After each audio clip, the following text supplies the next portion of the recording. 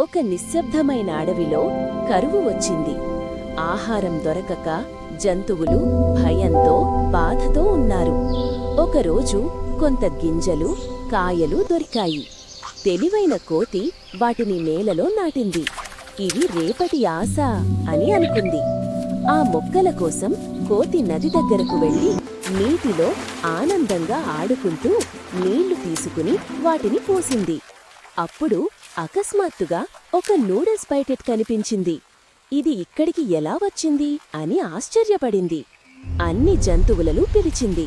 అందరూ ప్యాకెట్ చూస్తూ కోతి తెరిచి అందరికీ కొంచెం కొంచెంగా పంచింది.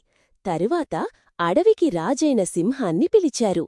ఇది ఏమిటి అని అడిగారు. సింహం గంభీరంగా, నా వెంట రండి, మనం తెలుసుకుందాం అన్నాడు. అన్ని జంతువులు కొత్త ఆశతో ముందుకు నడిచాయి.